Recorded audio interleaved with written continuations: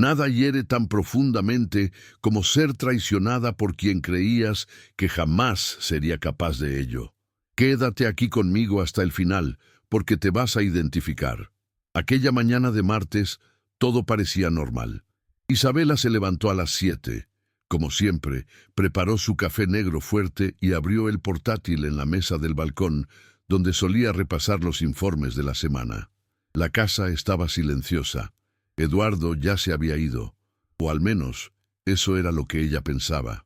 Hasta ese momento ella creía vivir una vida estable, segura, quizás incluso monótona, pero cómoda. 13 años de matrimonio, algunos altibajos, nada fuera de lo común, pero bastó un clic tonto de un correo mal reenviado en su computadora para que todo se desmoronara. Vio el nombre de la asistente, vio los mensajes, las fotos, la forma en que él se refería a ella. Mi amor, no soporto más esconderlo. Ella no sospecha nada. Las palabras saltaron de la pantalla como cuchillos. Isabela se quedó allí, inmóvil, durante segundos que parecieron horas, intentando encontrar una explicación lógica, racional, que no involucrara la conclusión obvia. Él estaba teniendo una aventura, y no se trataba de un desliz reciente. Eso venía de hace tiempo. La traición estaba allí, sembrada en la rutina de ellos hacía tiempo, creciendo silenciosa mientras ella se preocupaba por plazos, cenas, aniversarios, vacaciones. Esa noche, ella no durmió. Caminó de un lado a otro por la casa, observando cada rincón, como si todo hubiera sido contaminado. La almohada del sofá, el portarretratos del viaje a Bonito, la taza favorita de él, que ahora parecía ridícula en la estantería. El dolor era tan concreto que parecía físico, como si alguien le hubiera arrancado el estómago a mano. Quería gritar, romperlo todo, pero ni siquiera pudo llorar. Era como si el dolor estuviera tan aprisionado que ni siquiera lograra salir. Solo se sentó en el suelo de la cocina, con la frente apoyada en las rodillas, tratando de entender cómo seguiría con la vida a partir de ese momento. Porque no se trataba solo de la traición, era sobre todo lo que ella creía tener: confianza, compañerismo, verdad. Todo aquello se desintegró en cuestión de minutos. Y lo peor, se sentía tonta. ¿Cómo pudo no darse cuenta? ¿Cómo dejó que él mintiera durante tanto tiempo sin siquiera sospechar? La vergüenza se mezclaba con la ira y la tristeza, creando un nudo que no sabía por dónde empezar a deshacer. Al día siguiente, decidió que necesitaba aire. Tomó el coche sin un destino fijo y condujo durante horas hasta detenerse en un mirador apartado de la ciudad, al que solía ir cuando era más joven. Allí, con el viento cortándole la cara y los ojos aún hinchados por una noche sin sueño, Isabela sintió algo distinto: ira. Pero no aquella ira impulsiva. Era una ira fría, enfocada, que traía consigo una claridad que hacía tiempo no sentía. Ya no se trataba de Eduardo, se trataba de ella, de cómo se había apagado a lo largo de los años, de cómo dejó de notar sus propias señales de alerta, de cómo se adaptó a una vida que, en el fondo, ni siquiera la hacía feliz. La traición fue el detonante, pero lo que realmente la hirió fue la sensación de haber dejado de ser protagonista de su propia historia. Respiró hondo, y por primera vez desde que todo se desmoronó, decidió que ya no quería vivir en función de nadie. Volvería a casa, pondría orden en las cosas y haría lo que fuera necesario. Y si él volvía, con excusas, promesas o chantajes emocionales, ella estaría lista para responder.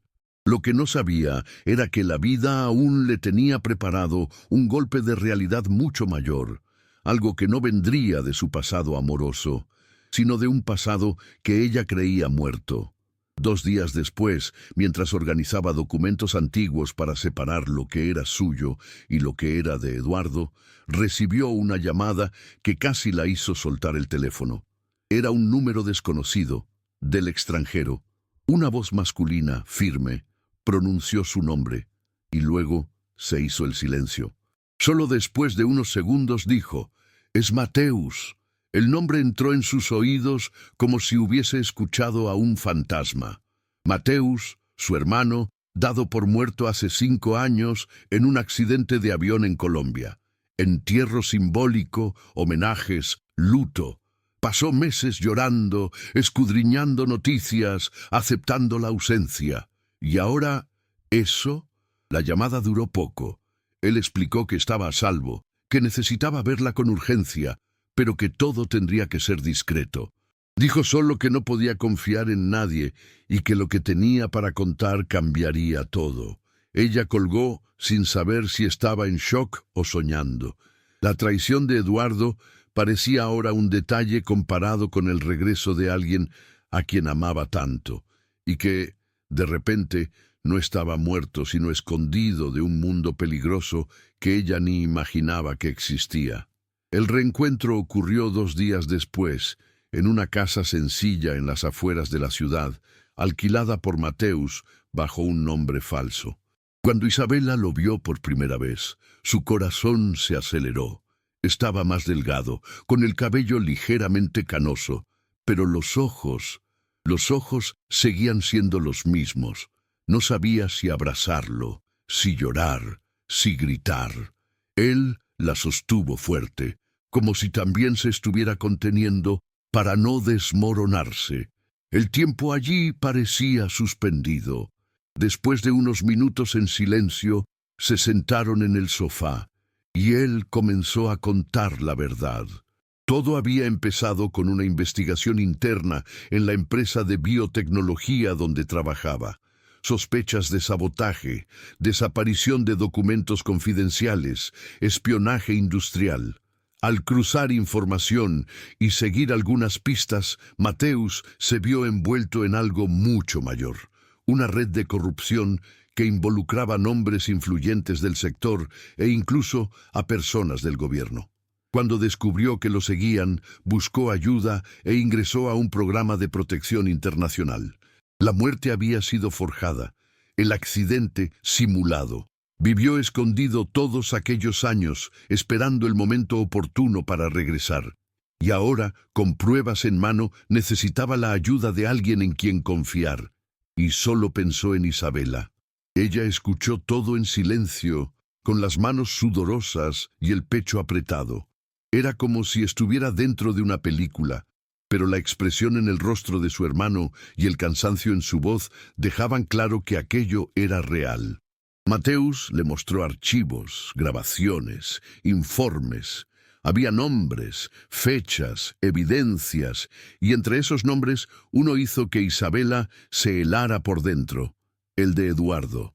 Su propio marido, o exmarido ahora, aparecía en correos electrónicos y transacciones sospechosas, vinculado a una de las empresas utilizadas para lavar dinero dentro del esquema. Isabela sintió cómo se revolvía su estómago. No se trataba solo de una traición emocional. Era algo más profundo, más sucio. Eduardo formaba parte de una maquinaria corrupta que ella nunca se imaginó que existiera. Por un momento, pensó en negarse. Quería distanciarse de todo, solo recuperar la paz. Pero entonces miró a su hermano y recordó aquellos tiempos en los que él la protegía, desde niña, de los tropiezos de la vida. Y ahora era su turno de corresponder. Si él confiaba en ella, no podía darle la espalda. Respiró hondo y dijo que ayudaría. Aunque no supiera exactamente cómo, y a pesar del miedo, sabía que tenía que ser parte de ello. Los días siguientes fueron intensos. Isabela regresó a casa con la mente en ebullición, intentando comportarse con normalidad mientras procesaba todo lo que había descubierto. Evitaba mirar las fotos de Eduardo en la estantería, pero tampoco lograba quitárselas de la vista, quizás como un recordatorio constante de que debía mantenerse alerta. Con la ayuda de Mateus, comenzó a revisar contratos antiguos, movimientos bancarios de la empresa en la que Eduardo actuaba como consultor e incluso documentos de viajes que antes le parecían banales. Con cada nuevo dato, una nueva pieza del rompecabezas encajaba. Isabela siempre había sido organizada, meticulosa, con un ojo crítico agudo, características que ahora se transformaban en armas. Se dio cuenta de que durante años había estado más involucrada en los negocios de lo que imaginaba, aunque de forma indirecta, y que quizás por eso Eduardo la mantenía cerca. Ella servía como coartada de normalidad. La furia se fue transformando en determinación. Ya no se trataba de venganza, era cuestión de justicia, por la traición, por la mentira, por la manipulación, por el hermano que tuvo que esconderse durante 5 años.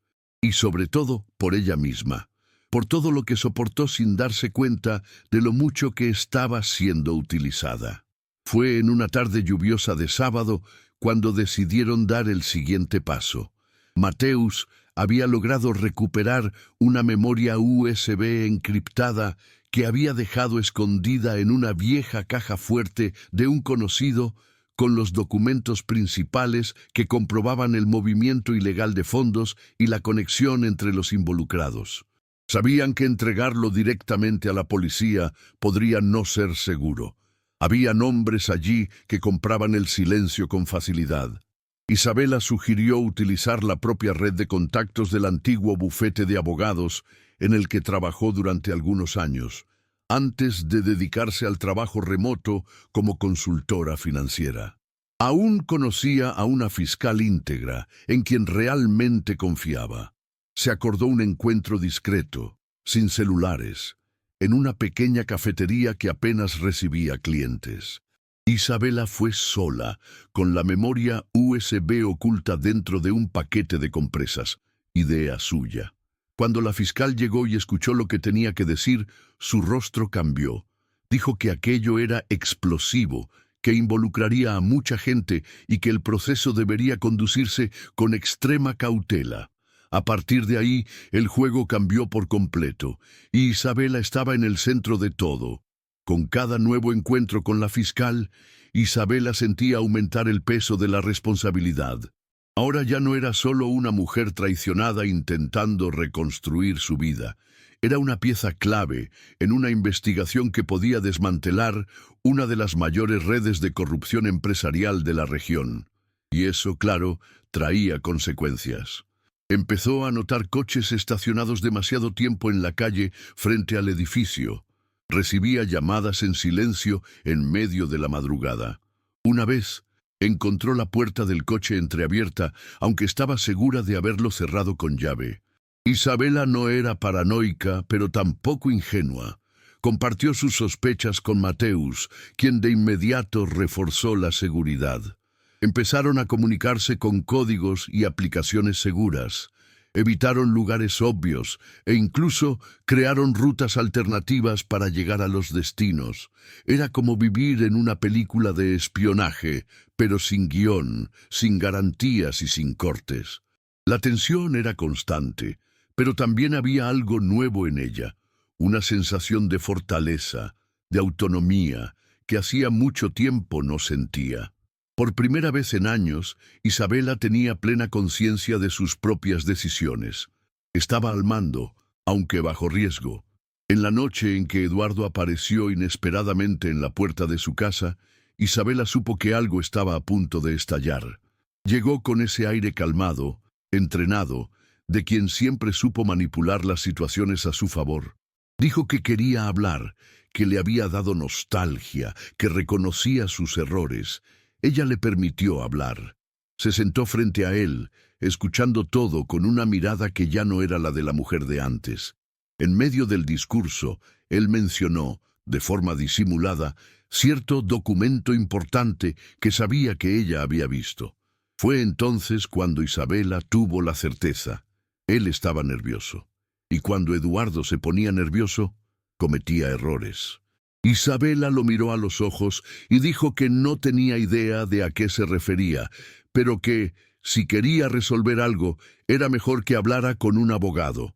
Él se rió amargamente y se fue. Pero el mensaje estaba claro. Eduardo lo sabía, y ahora Ella también sabía hasta dónde estaba dispuesto a llegar. Después de que él se marchó, Isabela cerró la puerta, respiró hondo y llamó a Mateus. No había vuelta atrás. Al día siguiente, la fiscal se puso en contacto con una noticia urgente. Uno de los testigos clave del caso había desaparecido. La sensación de urgencia se intensificó. Isabela y Mateus se reunieron con ella en un lugar aún más seguro, donde se decidió que las pruebas debían ser entregadas directamente a una autoridad federal fuera del Estado para evitar interferencias locales. Isabela se ofreció a llevar el material. Sabía que era arriesgado, pero también sabía que, si no confiaba en sí misma en ese momento, jamás lograría cerrar ese ciclo. El viaje se realizó de madrugada, sin avisarle a nadie más que a la fiscal y a Mateus. Condujo durante más de 8 horas con los documentos ocultos en el falso fondo de una vieja maleta, con la mirada atenta al retrovisor todo el tiempo. Cuando llegó, fue recibida por un equipo de investigadores que ya había sido informado del caso. Al entregar el material y escuchar que la investigación finalmente se formalizaría a nivel nacional, Isabela sintió una mezcla de alivio y pánico. Había terminado. Ahora solo era cuestión de tiempo hasta que todo saliera a la luz. Y con eso, ella sabía que la vida que conocía, o lo que quedaba de ella, también se convertiría en historia. Los días que siguieron fueron una montaña rusa emocional. Los medios comenzaron a informar discretamente que se había abierto una investigación federal contra empresarios del sector de biotecnología. Ningún nombre había sido divulgado aún, pero quienes estaban involucrados sabían que el cerco se estaba cerrando. Eduardo desapareció. No contestaba más las llamadas, no se presentaba en la oficina, y sus abogados empezaron a mover cuentas y borrar rastros. Isabela, por su parte, sentía miedo. Un miedo real, físico, que la hacía despertar en mitad de la noche con el corazón acelerado. Pero al mismo tiempo, había una sensación de justicia aproximándose. Por primera vez, no se sentía como una víctima pasiva. Estaba enfrentándose a algo mucho mayor que el dolor de una traición amorosa. Se enfrentaba a un sistema. Y aunque no sabía cómo acabaría todo, sabía que ya había vencido la peor parte, el silencio. Ya no era aquella mujer callada, engañada, apagada. Ahora era una mujer en movimiento, que tomaba decisiones, que no se escapaba. Y esa conciencia, por sí sola, era una victoria enorme. La operación final ocurrió en una mañana gris de miércoles. Unidades policiales, órdenes judiciales, detenciones. Entre los nombres citados en las noticias, Eduardo Lacerda estaba allí. La imagen de él esposado, entrando en una de las patrullas, recorrió los portales de noticias y se esparció en las redes sociales. Isabela lo observó todo en silencio, con el celular en mano y los ojos fijos en la pantalla. No sintió placer ni venganza. Sintió un final, un punto final amargo, necesario. Sabía que aún vendrían audiencias, declaraciones, largos procesos. Pero el secreto había sido roto. El castillo de naipes se había derrumbado. Más tarde, cuando se encontró con Mateus, ambos se abrazaron como si ese momento cerrara no solo una herida, sino toda una vida de pérdidas, omisiones y dolores reprimidos. Mateus estaba libre, y ella también, no por venganza, sino por elección. Al salir de aquella casa aquella tarde, Isabela comprendió que algo dentro de ella había cambiado para siempre. Ya no necesitaba fingir fortaleza. Ella era fuerte, y no porque hubiese vencido a alguien, sino porque se había elegido a sí misma. Semanas después, Isabela decidió hacer algo que había evitado desde el principio.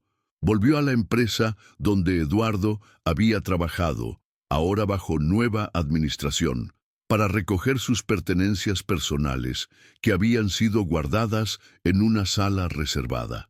El lugar le parecía más pequeño, más frío, más impersonal de lo que recordaba. Mientras recogía sus cosas, encontró una carpeta con anotaciones que ella misma había hecho años atrás, con ideas de proyectos que Eduardo nunca llevó a cabo. Recordó cómo intentaba colaborar, cómo siempre creía en el trabajo en equipo, incluso cuando no la escuchaban. En ese momento se dio cuenta de que nunca fue ella el problema. Simplemente estaba en el lugar equivocado, con la persona equivocada.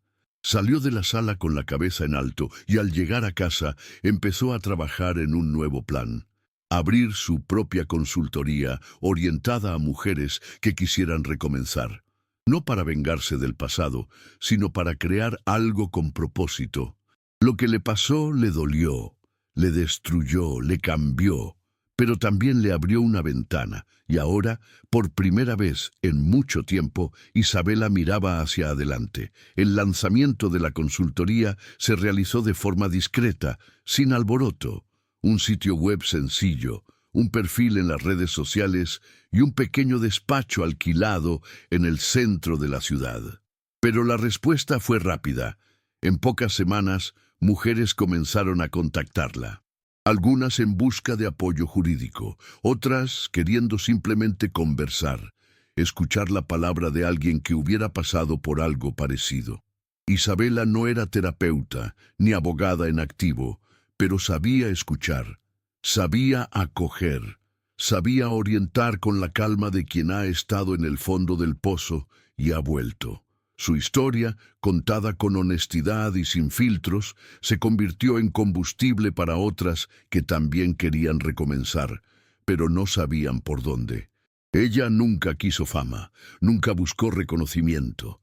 Solo quería transformar un dolor inmenso en algo útil, y lo logró, sin fórmulas mágicas, sin romantizar el sufrimiento. El dolor fue real, y el recomienzo también. En una tarde cualquiera, mientras respondía correos y escuchaba música con los auriculares, Isabela miró por la ventana y sonrió para sí misma. Pensó en todo lo que vivió, en todo lo que sobrevivió. No olvidaba el pasado, pero ya no era prisionera de él. Y eso, por sí solo, era libertad suficiente. En el fondo, entendió que superar no era borrar, sino transformar. Lo que Eduardo destruyó, ella lo reconstruyó. Lo que la mentira se llevó, ella lo sustituyó por la verdad. Y lo que parecía ser el final de todo fue, en realidad, el comienzo de una vida mucho más auténtica. Isabela ya no quería más explicaciones, ni excusas. Ya no cargaba culpa, ni resentimiento. Solo llevaba la certeza de que nunca más renunciaría a sí misma por nadie. Y aunque el futuro aún fuera incierto, como siempre lo es, ahora sabía que podía enfrentarlo con firmeza, porque ya había enfrentado lo peor. Y seguía en pie, firme, completa, dueña de su propia historia. Si esta historia te tocó de alguna forma, dale like a este video, compártelo con alguien que necesite escucharlo, comenta abajo lo que te pareció e inscríbete en el canal.